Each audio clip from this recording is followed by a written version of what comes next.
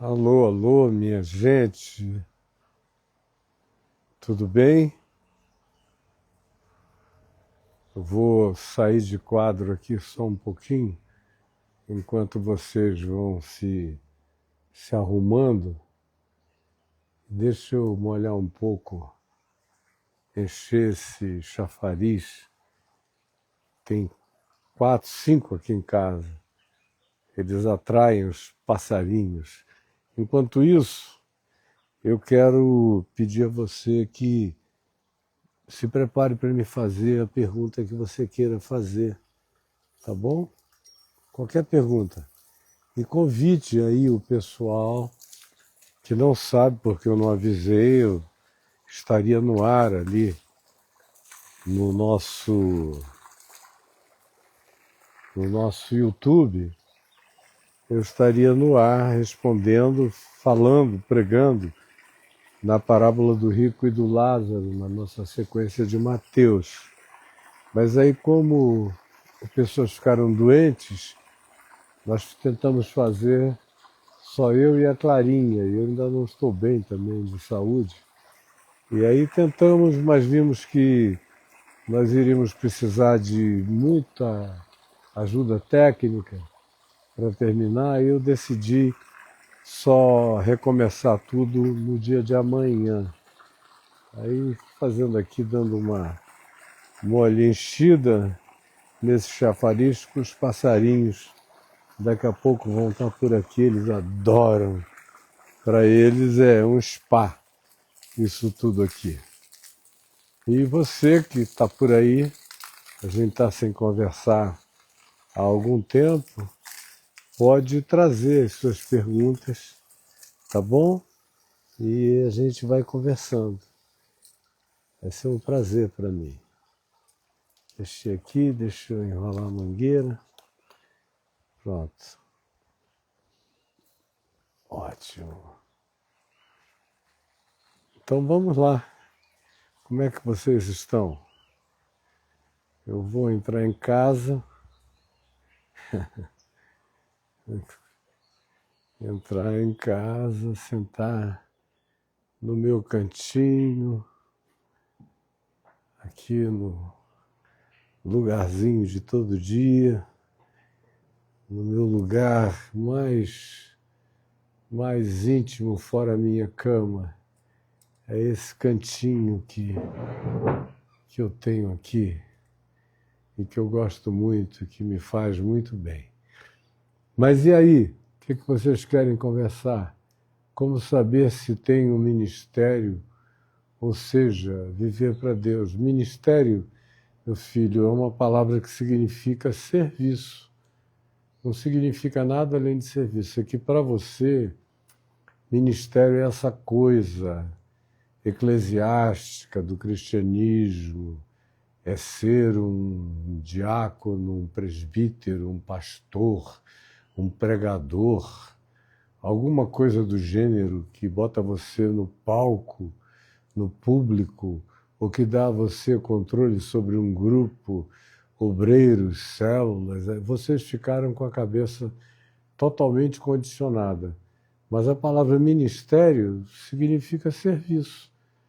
É servir as pessoas. Não é servir recortando papel, botando envelope em cartas de igreja, varrendo o chão. Isso aí é outra coisa. Mas ministério é serviço, qualquer tipo de serviço. Você sai de casa, vai a um hospital visitar pessoas, ouve dizer que tem gente doente, que está sozinho, você vai vê-las e cuida delas e ora por elas. Você está fazendo o seu ministério. Você ouve pessoas com amor e ora por elas, você está fazendo o seu ministério. O ministério deveria ser o todo da vida. Quando você sai para trabalhar honestamente, ganha seu dinheiro, faz o seu esforço, você está praticando o seu ministério, o seu serviço. Você está servindo a empresa, o grupo, ou a autarquia, ou a firma, e dali você tira o dinheiro para alimentar seus filhos, sua esposa, ajudar seus pais, pagar escolas, faculdades, cuidar da própria vida, do seu plano de saúde. Tudo isso é ministério, é a vida. O problema é que o cristianismo transformou essa palavra em algo aplicado exclusivamente aos profissionais religiosos, aos sacerdotes do templo e aos que trabalham naquele entorno. Aí virou uma coisa totalmente descaracterizada, tá bom? Bom, tem mais alguém aqui, o Lindbergh, fala, Caio, tudo bem? Faz um breve comentário. Não tão imperfeito o quê? O Espírito Santo, que é perfeito, ele habita dentro de nós ou nos conduz? É claro, meu filho. Deus nunca procurou perfeição. Se o Espírito de Deus, para habitar em alguém, precisasse de perfeição, ele não habitaria ninguém. Vocês têm dificuldade de se enxergar, né?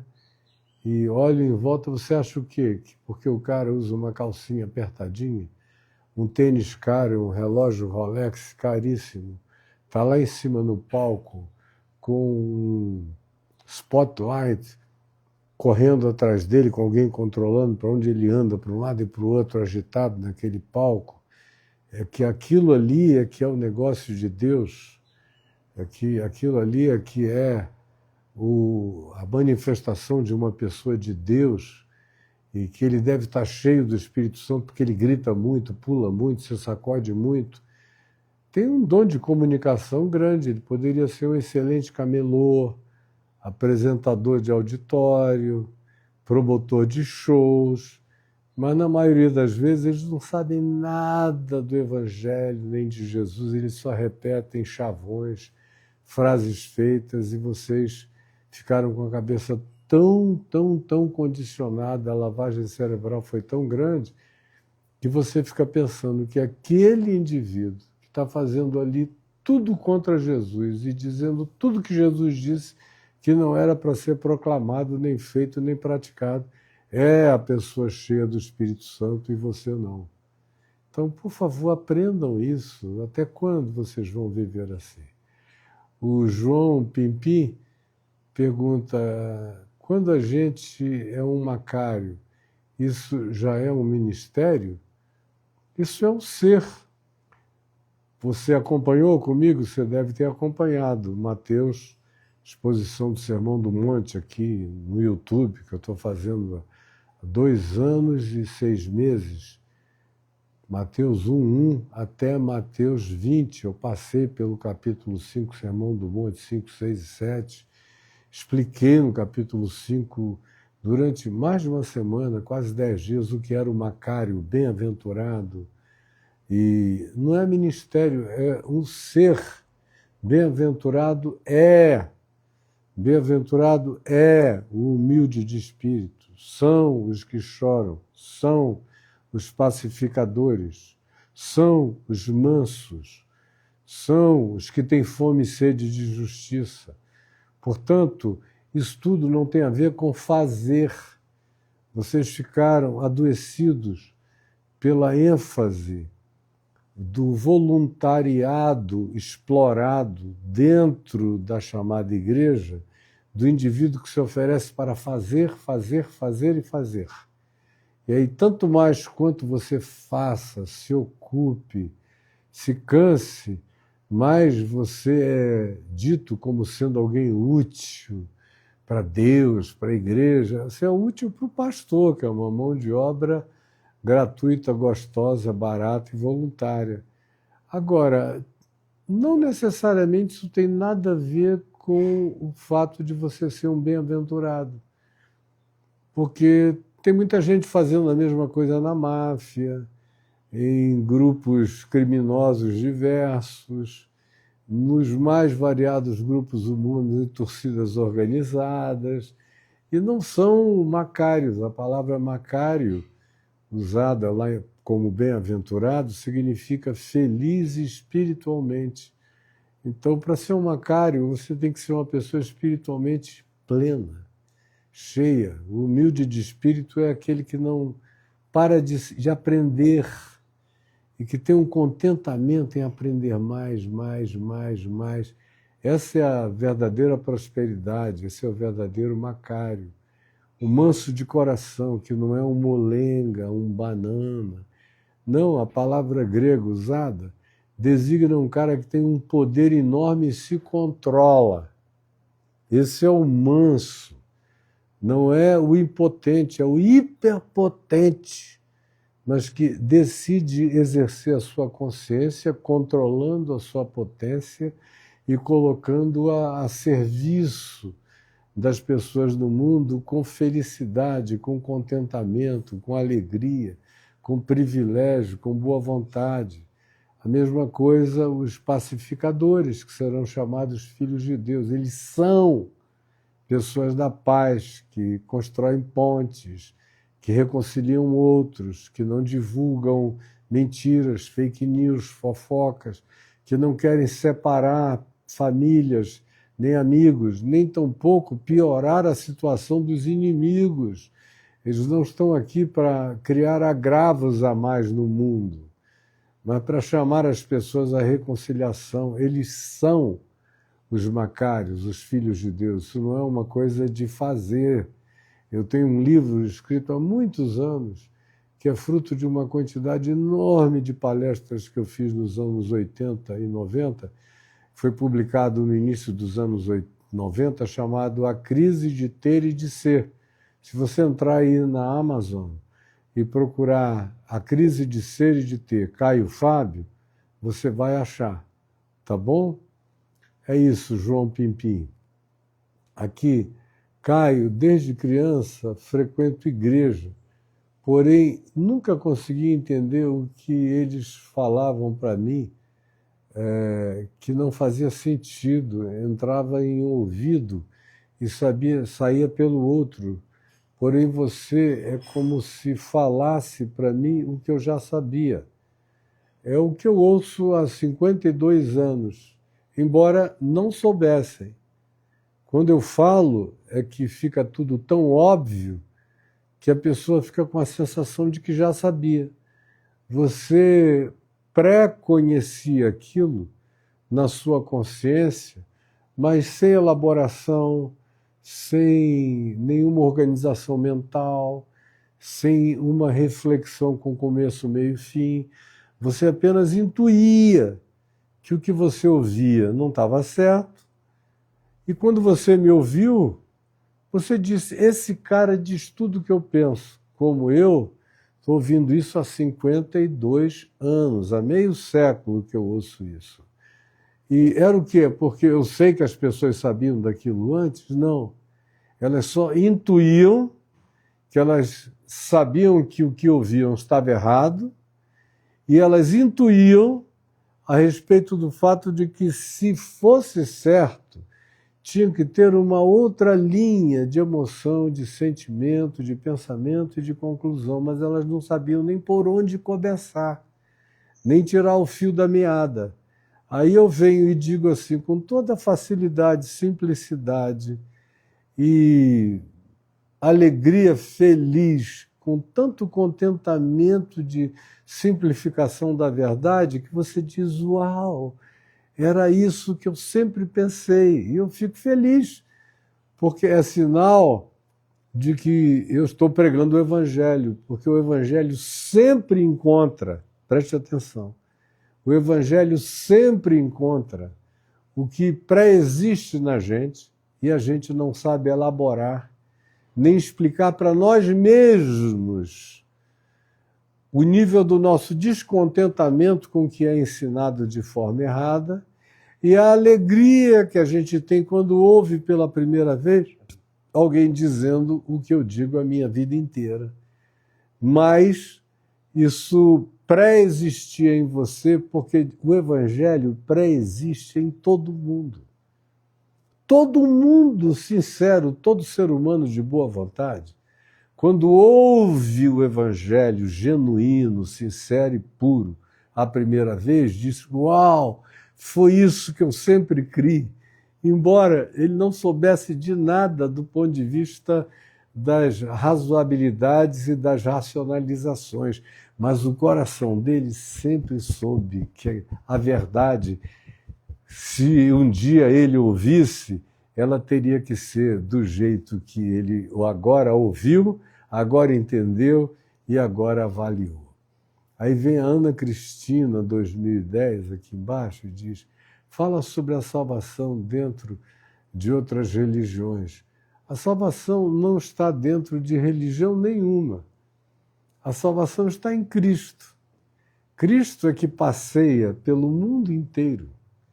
Como diz o apóstolo João, na primeira epístola de João, no Evangelho de João, no capítulo 1, Evangelho de João, capítulo 1, ele diz que Jesus é a verdadeira luz que, vindo ao mundo, ilumina todo homem. Todo homem. Todo homem significa todo homem. Não é todo homem de Judá, nem todo homem sionista, nem todo homem semita, nem todo homem que mora em Jerusalém, nem todo homem de sinagoga, nem todo homem de igreja, nem todo... Não. Todo homem, foi João que falou isso, morando lá entre os greco-romanos, provavelmente já residindo em Éfeso ou Mileto, foi uma região da Ásia Menor, onde ele passou muitos anos antes de ser exilado na ilha de Patmos, e o diálogo dele era com os pagãos. Por exemplo, quando ele diz no início do Evangelho de João, no princípio era o Verbo, isso não caiu do céu assim na cabeça dele. Não foi uma revelação. Isso já tinha sido dito 500 anos antes de João por Tales de Mileto. Foi ele que disse que no princípio havia o Verbo, que significa a palavra do sentido, a palavra do significado, a palavra da razão criadora, a palavra da sabedoria criadora, o sentido criador e causal de todas as coisas. Foi Tales de Mileto e outros da sua geração, contemporâneos dele, que trouxeram essa percepção 500 anos antes de João. João, como não era bobo nem nada, olhou, viu e disse, que perfeição, perfeitamente coadunado com quem Jesus é e com o que o Evangelho ensina. Agora, é Jesus, o Cristo vivo, que não depende de cristão judeu nem messiânico, nem de judaísmo, nem de cristianismo, nem de islamismo, nem de budismo, nem de kardecismo, nem de nada disso. Ele ressuscitou mesmo, é que você não crê nisso, né? A igreja só crê que Jesus tem alguma coisa a dizer ao mundo se algum pastor sair gritando igual um doido por aí, em geral sem pregar nada que seja evangelho. Mas não, eu creio no Cristo que peita Paulo na porta da entrada da cidade de Damasco. Eu creio no Cristo que se revela a quem quer, quando quer, do jeito que quer, que manda recados a quem não sabia, dizendo, sai correndo agora atrás de uma carruagem, porque tem um homem castrado, eunuco, da Etiópia, que tem sede e fome de Deus. Vai lá e explica o evangelho para ele, Filipe. E eu sei que é assim, não só por causa do Novo Testamento, mas porque aconteceu comigo e acontece. Toda hora Deus fala para alguém me procurar. E eu acho isso um privilégio maravilhoso. Já acho um luxo Deus dizer para alguém, olha, procura o Caio, como foi o caso do anjo que falou com o centurião Cornélio, lá em Cesareia Marítima, no litoral de Israel hoje em dia, dizendo, procura Pedro, que ele vai te contar palavras de vida que vão trazer luz para toda a tua casa. Isso acontece comigo de vez em quando. Pessoas que sonham, que nunca me viram antes, mas só me viram uma imagem na internet ou na televisão, aí sonham, procura aquele cara que ele vai te falar palavras de vida. Isso acontece desde que eu tenho 18 anos de idade, eu estou com 70, a caminho dos 71. Então, Cristo está vivo. Ele entra nas mesquitas, nas sinagogas, até nas igrejas, entra em todos os lugares, entra nos bordéis, ele visita os hospitais, ele entra nas sessões espíritas, ele se revela aos espíritas. Eu tenho sido procurado por tantos espíritas recebendo revelação do Evangelho de Cristo Jesus. Agora mesmo eu recebi um convite muito honroso para no ano que vem, eu poderia ir esse ano em setembro, mas eu é que não vou conseguir, não tenho agenda esse ano. Mas no ano que vem, em setembro, a Flórida e a Nova York pregar para um grupo de 10 casas espíritas que querem me ouvir pregar o Evangelho puro e simples que eu prego todo dia aqui e querem ouvir. Assim como tem pais de santo, mães de santo, que vêm, me procuram, e alguns deles já me pediram para eu batizá-los. E eu não faço proselitismo de religião nenhuma, mas é Jesus que está vivo e ressuscitado. Você não acredita nisso, né? Eu creio. Eu creio.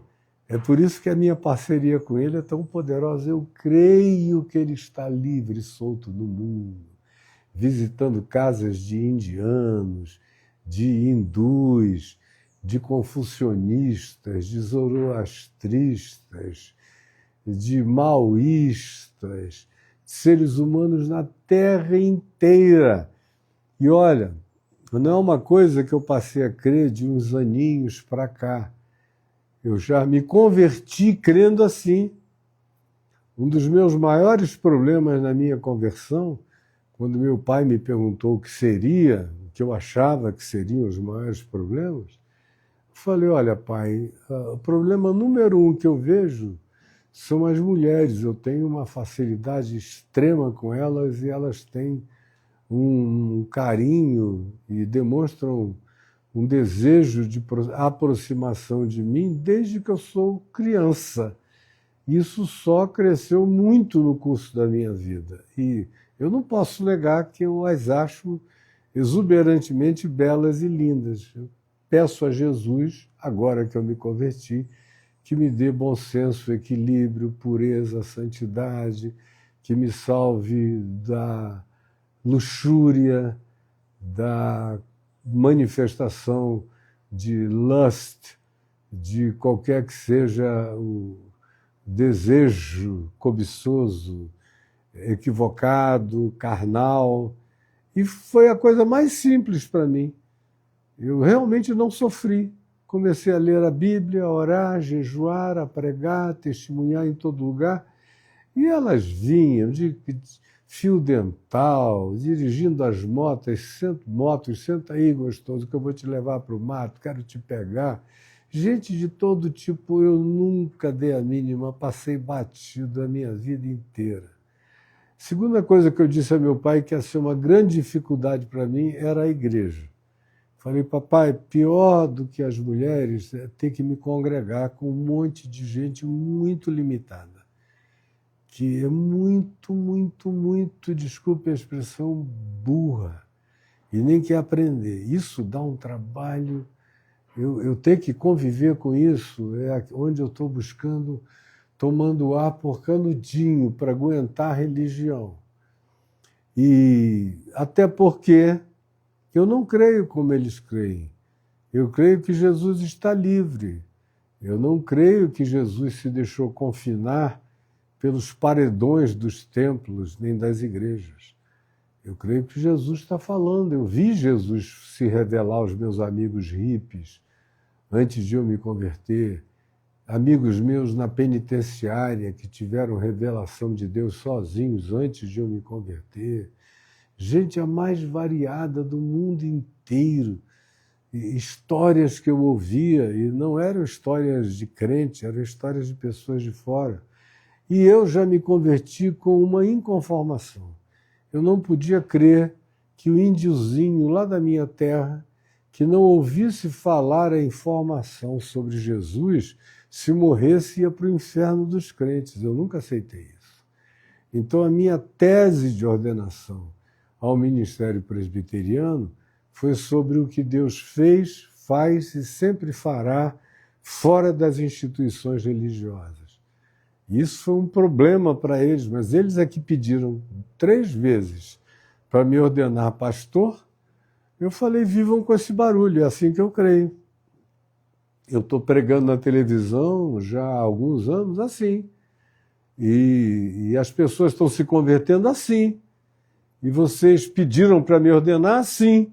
E eu não tenho nenhuma negociação a fazer. Eu não tinha, com 19 anos de idade, imagina-se hoje, velho, com a convicção enraizada lá no trono da graça, eu tenho alguma opinião a mudar a esse respeito.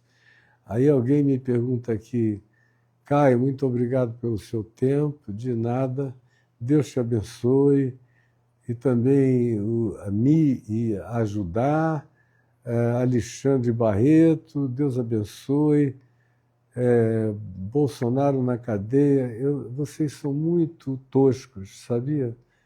Bolsonaro na cadeia, Gideoti Gueiros na Papuda, acho tudo isso deplorável, meu filho, você entrar aqui, isso não é o tema, aí você vem na sua cabecinha, dodói, só pensa nessas coisas. Eu sinto muito pela lavagem cerebral que vocês receberam, muito, muito, muito. Uma tristeza para mim ver que vocês são assim. E que pena, o seu nome aqui é Júnior, Ed Júnior Braga, tristeza, Ed Júnior. Você tenha se tornado uma pessoa com a cabecinha menor do que a de uma ameba. Faz isso não, meu filho. Faz mal para a sua mente.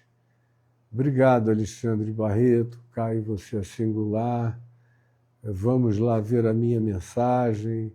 O que você acha da Maranata ficar perseguindo os membros? Acho patético, né? É aquela Maranata de Vitória, no Espírito Santo, que já me processou 2 vezes, porque eu disse que aquilo ali era uma casa mal assombrada. Eu acho patético.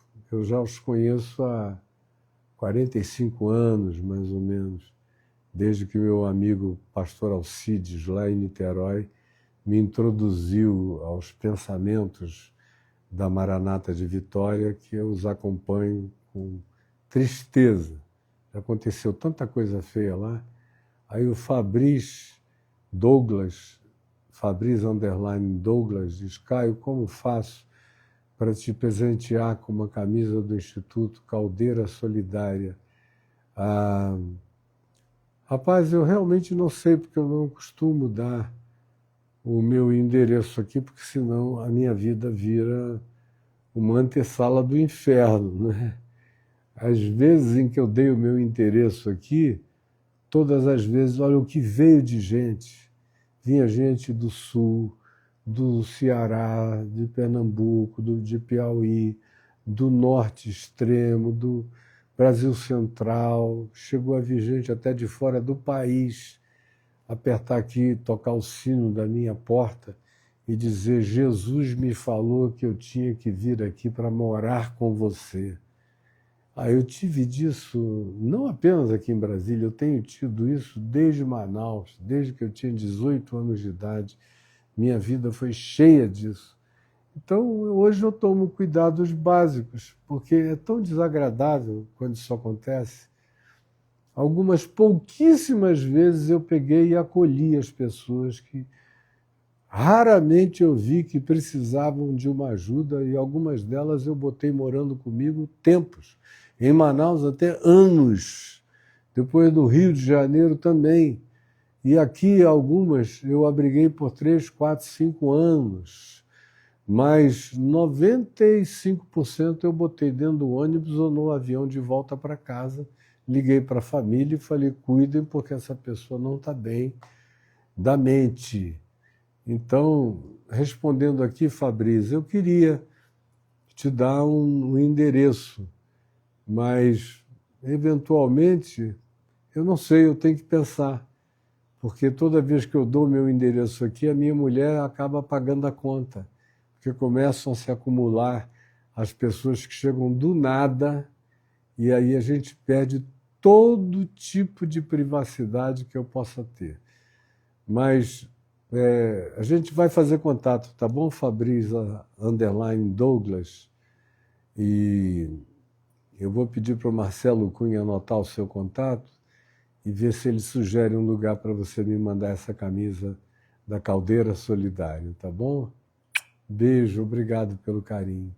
Kelly Leite Assis, sim, eu sinto que o Espírito Santo não habita em mim por causa do fato de eu fumar maconha. Ah, minha filha, como o Espírito Santo, o teu Espírito Santo é tão bobinho, tão fraquinho, tão sensível, tão escandalizável, um Espírito Santo tão crente, um Espírito Santo tão puritano, tão bleia, tão hipócrita. Meu Deus, desde quando maconha tem algum poder especial? Jesus disse que o que entra pela boca não é o que contamina o homem. A maconha não sai do coração, ela entra pela boca.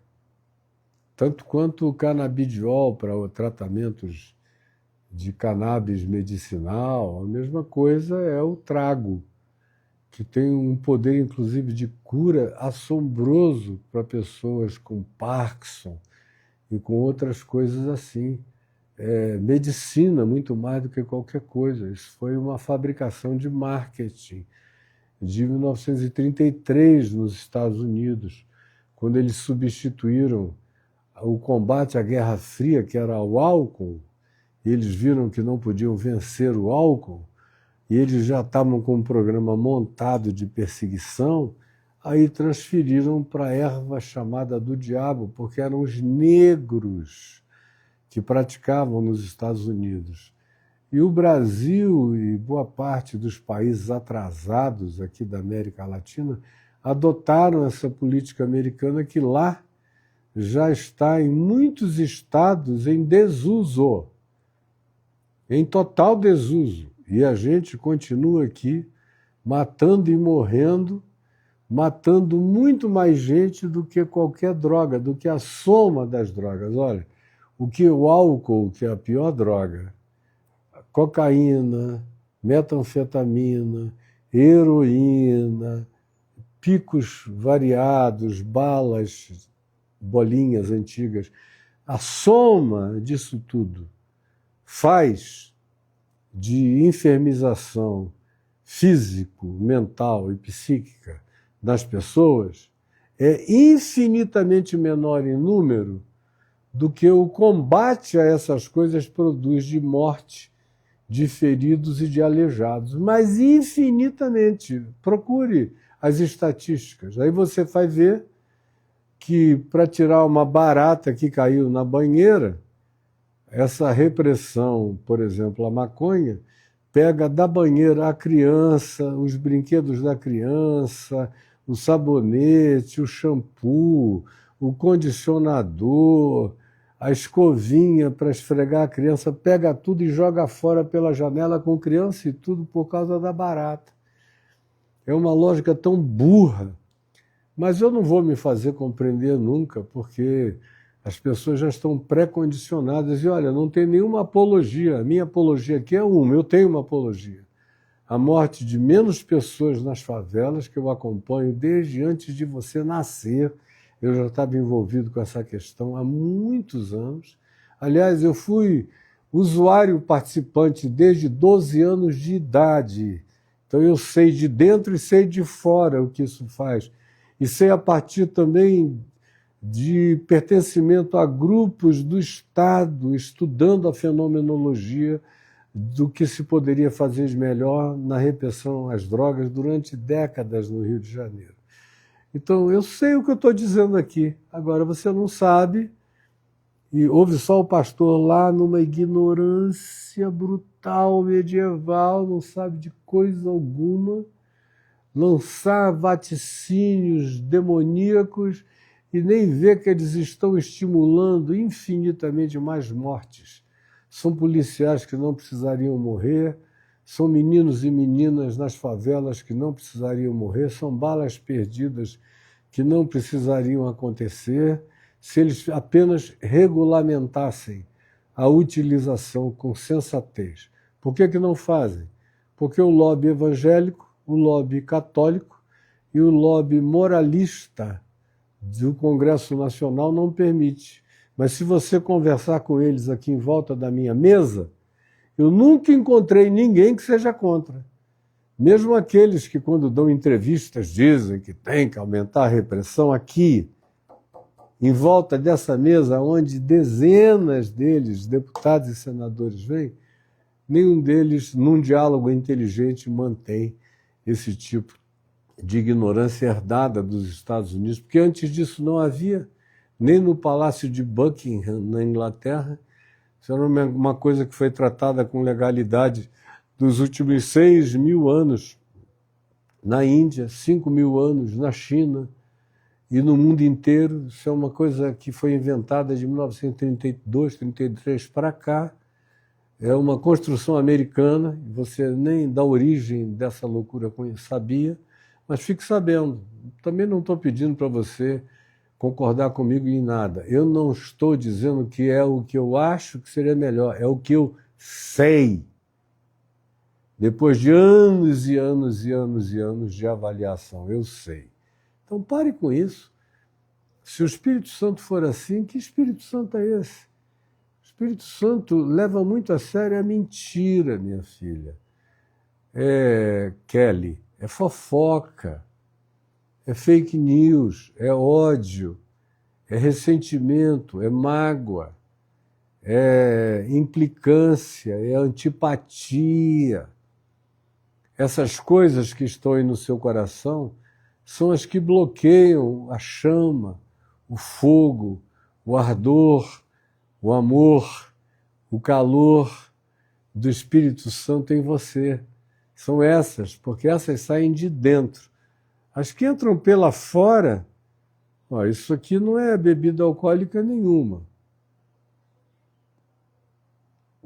Mas aqui na minha casa tem. Deixa eu ver aqui, ó. Bebida alcoólica ali no fundo, deixa eu ver se tem. Claro que tem. É porque eu bebo? Não, eu nem gosto. Eu nem gosto, mas tem Chivas aqui. Eu não tomo. Eu não tenho prazer, não me apetece. Fisicamente falando, não me faz bem. Então, eu não bebo nada. Aqui, ó, mas tem. Porque às vezes vem pessoas aqui em casa que gostam. Gostam de um 43, que é até um pouco mais tolerável para mim, mas eu não tomo mais do que um dedo e já deu, é muito doce. E eu desenvolvi uma resposta antagônica a coisas muito doces, inclusive a licores. Tem outras coisas aqui, ó, tem Absolute, que às vezes tem uns churrasquinhos aqui em casa com os meus filhos e os meus netos, especialmente 2 filhas e 2 netas minhas gostam de fazer uma caipirosca, sem nenhuma hipocrisia, que é objeto da nossa gratidão a Deus. Isso que outro dia me deram, velho barreiro, cachaça adoçada. Nunca gostei de cachaça. Eu até tomei muita cachaça quando eu tinha 12, 13, 14, 15 anos de idade. Tomei. Mas não era para nada, era aquela bebida do revoltado, sabe? Que eu tomava de manhã cedo, umas talagadas assim, já saí queimadão de casa, com 12, 13, 14, 15 anos de idade. Mas logo eu falei, por que eu estou fazendo isso? Eu não gosto, na realidade eu detesto, me faz mal, então vou aos lugares, aos banquetes, aos encontros, aos jantares, os mais diversos e agradáveis, e me oferecem de tudo. Às vezes, quando o vinho é muito, muito, muito bom, tipo um Alma Viva, um Primitivo de Mandúria, eu tomo um cálice, estourando 2 cálices, porque aí eu gosto do sabor. Eu sou muito exigente, o que é uma coisa rara. Mas então, minha filhinha, voltando ao seu tema, não por causa da maconha, mas por causa do que você pensa. Pense bem quais são os seus pensamentos. É isso que atrapalha a vida do Espírito Santo em nós. O que você fala, o que sai pela sua boca, que é o que está no seu coração. O que você declara, como você interpreta a vida, as pessoas, os juízos, as condenações, os ódios que você carrega. Isso que é horroroso. Agora, a maconha é uma bobagem, bobagem. Eu estou falando com conhecimento de causa. Agora, tem gente que não pode. Assim como tem gente que não pode beber bebida alcoólica, tem um percentual que não é pequeno, é até bem expressivo, da sociedade humana que não pode beber bebida alcoólica porque tem uma herança alcoólatra na família. Não pode. Tem gente que não pode beber absolutamente nada. Agora, a grande maioria, a recomendação de Jesus, do Novo Testamento, é sobre moderação. É fazer tudo com equilíbrio, com moderação, nada com exagero. É o Espírito de Cristo. Ele mesmo não multiplicou, não transformou água em suco de uva. Caná da Galileia, isso é pastor mentiroso, ignorante, culto ou mal intencionado, que fica dizendo isso a você. Nunca foi verdade. Era um vinho que embriagava. Tanto é que o mestre Sala diz, todos costumam pôr primeiro o bom vinho. Que é vinho, vinho, vinho mesmo. Se você tomasse mais de 4 cálices, você já sentia aquela lombreirinha que qualquer bebida alcoólica produz. Por que você acha que na ceia do Senhor, os discípulos que tomaram a ceia com ele lá naquele cenáculo, não conseguiam ficar acordados de jeito nenhum no jardim do Getsêmani? É porque eles tinham tomado 3, 4 cálices, 3 normais da Páscoa judaica e o 4, que era em homenagem a Elias. E aí dá sono. Você começa a vencer o sono do vinho já do 5º cálice em diante, até o 4º. Ele morga mesmo. Então, tem gente que não pode, e tem que saber quando não pode e aprender o que não pode. Agora, não fazer da sua fraqueza ou limitação físico, psíquico, orgânica ou cultural uma regra para os outros seres humanos que não tem nada a ver com isso. Para eles é como beber água. E a maioria bebe porque gosta e para logo. Então, meu Deus, como vocês dificultam a vida desnecessariamente. Caio fala sobre a salvação nas outras religiões, já falei hoje aqui, fala sobre o pastor Mirim, acho que ele nem merece isso, é um garotinho mal intencionado, que ficou corrompido já desde cedo, tadinho. Eu espero que um dia ele se converta ao Evangelho, é uma coisa difícil, depois que a pessoa ficou com esses vícios, essas manhas, essas doenças, essas malandragens de crente, são uma das coisas mais difíceis de se vencer no coração humano, para a gente ver a conversão das pessoas. E tem outros aqui comentando, só agradecendo. Não é nada disso, certíssimo, eu não sei o que ele quis dizer. Não é nada disso, certíssimo, parece que não é nada disso, ponto, certíssimo, o quê? Mas não vou tentar, não é um hieroglifo egípcio para eu tentar entender. O que você acha da Igreja Cristã Maranata? Já perguntaram. Caio, você está vendo o que está acontecendo em Los Angeles? Claro, eu não perco nada no mundo. Não me alieno de nada, acompanho os jornais locais de cada lugar da Terra. Então eu dou opinião aqui que fica todo mundo dizendo, Caio não está sabendo de nada, mas eu estou sabendo o que você nem lê naquela língua para saber.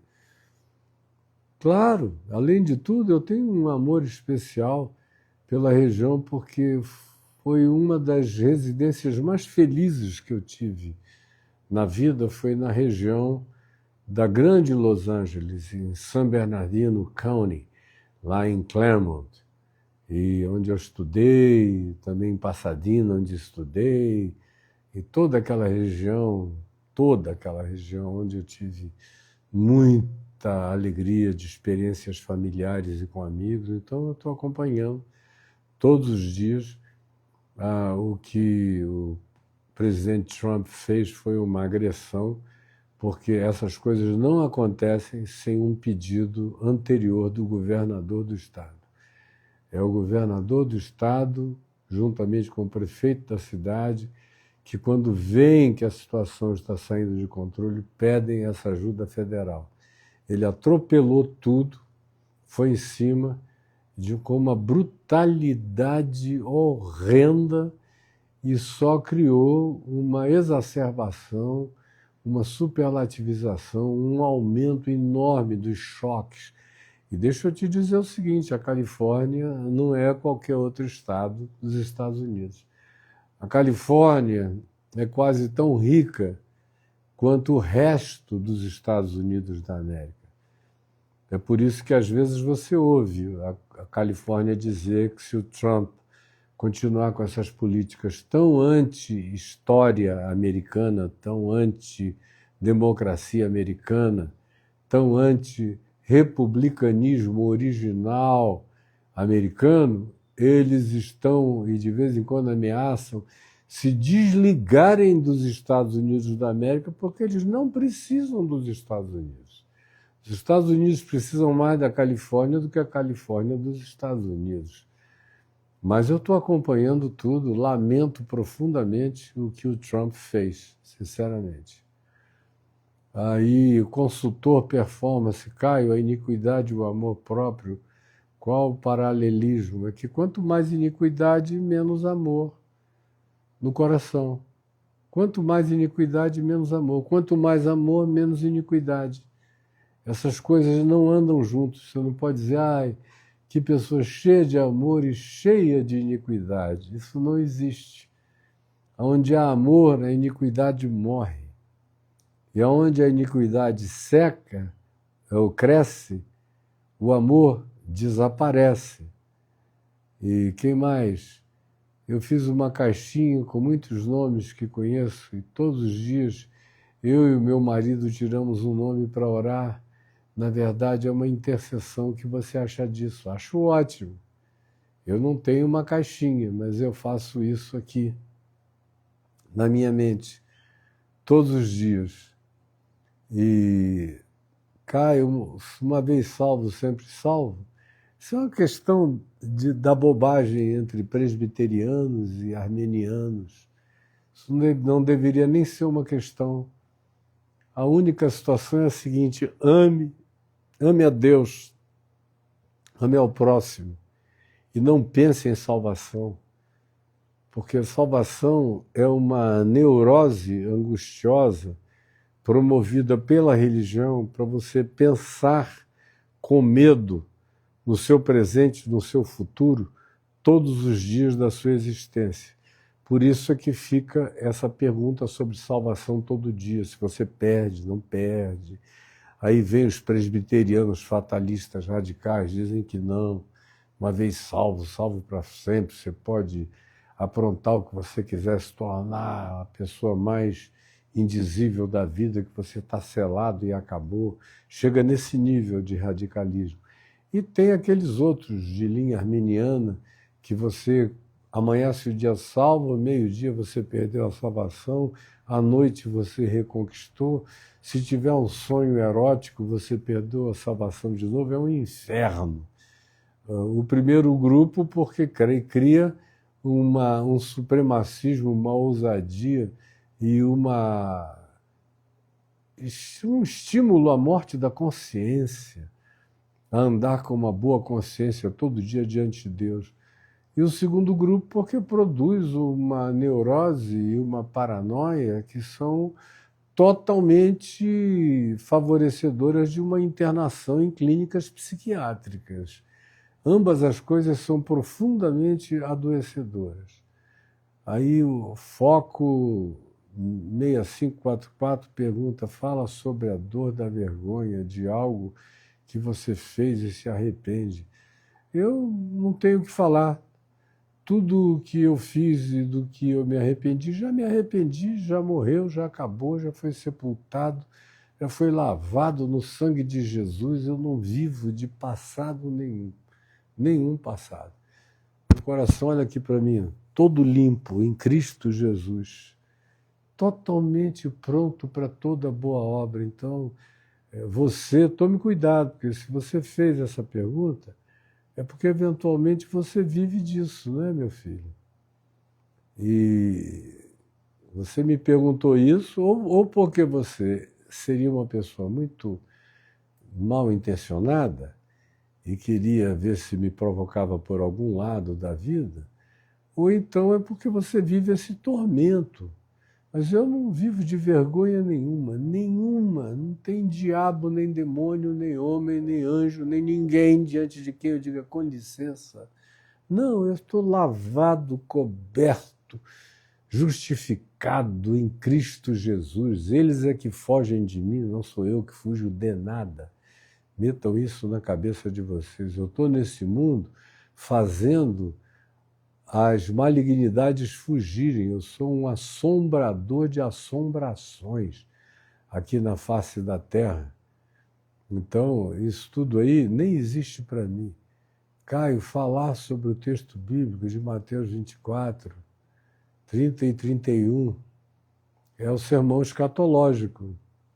E eu não estou, deixa eu ver a minha Bíblia aqui, deixa eu dar uma paradinha aqui, porque eu até sei mais ou menos qual é a parte, mas para não ficar dando um chute, porque eu tenho tudo isso de memória,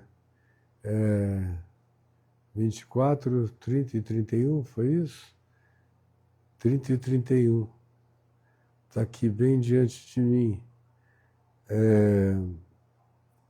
Então aparecerá no céu o sinal do Filho do Homem, e a volta de Jesus, que reunirá os seus escolhidos. Qual é a dúvida? Eu creio nisso. Você não crê? Amém. Vamos em frente. E tem no YouTube? No YouTube tem tudo. É lá que tem mesmo. É no YouTube, não é aqui no Instagram, que eu faço coisinhas de 1 minuto, 2 minutos, 3 minutos. É uma mídia de coisas rápidas, de consumo rápido. É no YouTube que estão lá as coisas longas, a exposição de Mateus, uma coisa, material, mais de 25 mil vídeos, todos com no mínimo 1 hora de duração, todos de ensino, e vocês deixam de ir lá. Pois bem, vamos em frente. Ama o seu próximo como a si mesmo, é o óbvio. Caio, meu filho te enche. O quê? Meu filho te enche. Conheceu meu netinho também. Fiquei tão feliz por eles. Eu realmente não entendi, só suponho que o teu filho me conheceu, o netinho também, e você ficou muito feliz com esse fato. Espero que seja isso que você quis dizer. Qual a melhor editora para comprar o livro de Enoque? Qualquer uma, o livro é o mesmo. Não tem editora boa, entra aí no Amazon e compra. São todos iguais. No meu livro Nefilim, eu tenho a tradução de quase todo ele, eu fiz durante o texto do meu livro Nefilim, que você também acha aí na Amazon. Tanto quanto acha aqui na Prologos. Na Prologos, se você aqui no meu Instagram olhar nos links, você vai encontrar o link da Prologos, que é onde estão os meus livros. Clique lá, clique que você vai encontrar o Nefilim. Mas na Amazon você tem toda a história do livro de Enoque, não importa qual seja a editora. Caio, sendo o espírito humano eterno, este é o motivo da salvação ou condenação serem eternas? Não, o espírito do homem pode se tornar eterno, mas ele não é necessariamente eterno. Tem homens que nascem até sem espírito. Tem seres humanos que são só máquinas solares. São só, como diz Paulo em 1 Coríntios 2, são só entes psíquicos. São máquinas psíquicas funcionais, mas ainda estão mortos em delitos e pecados. Então, o Novo Testamento não dá margem para você imaginar que todo mundo que nasceu desenvolveu um espírito. Tem muita gente que nasceu e não desenvolveu um espírito. Eles têm apenas psique, são apenas seres almáticos, são androides funcionais, de racionalidade, inteligência, de QI, mas espiritualmente mortos, que foi o que Jesus disse quando afirmou: deixa os mortos sepultarem os seus próprios mortos. Ou como Paulo disse: ele nos deu vida estando antes nós mortos em nossos delitos e pecados. Ou desperta, ó tu que dormes, está em Efésios. Levanta-te de entre os mortos e Cristo te iluminará. Tem muita gente que quando morrer vai simplesmente desaparecer. A vida eterna, Jesus deixou claro que é para quem crê. É para quem crê.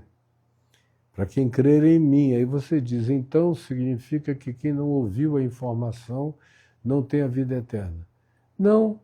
Tem gente que não ouviu o nome Jesus nem a informação sobre a encarnação histórica de Deus em Cristo, mas que pratica o Evangelho.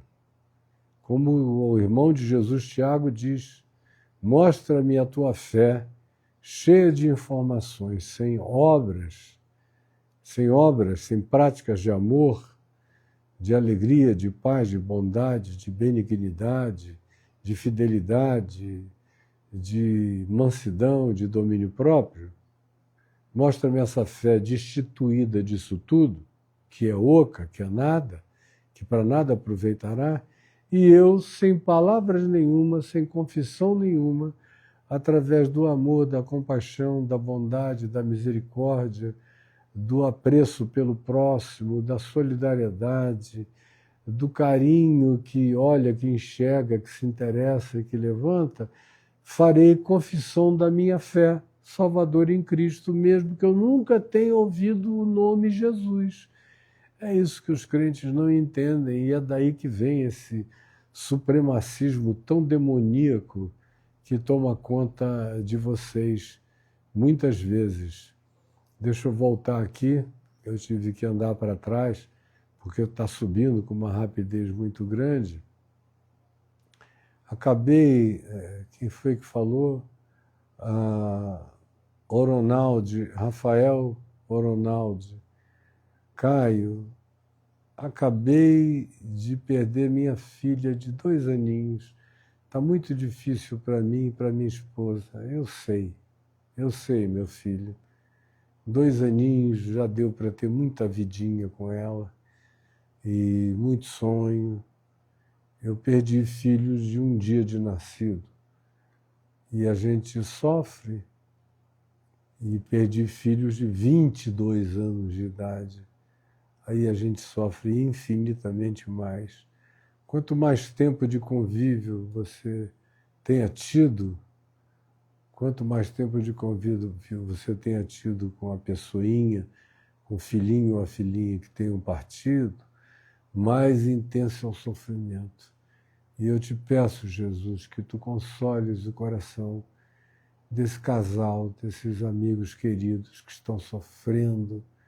Põe a tua mão e traz aquela consolação doce que excede a todo entendimento, que não tem explicação, mas que estranhamente pacifica o coração.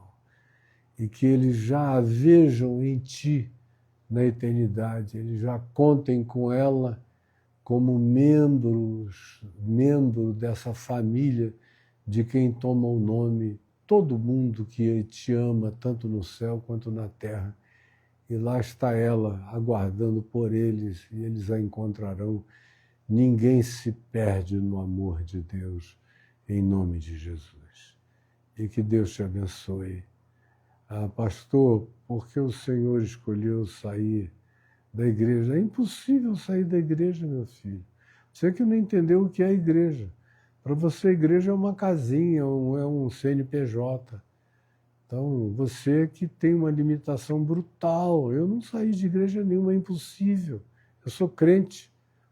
Jesus me habita, eu sou santuário do Espírito Santo. Como é que um homem como eu pode sair da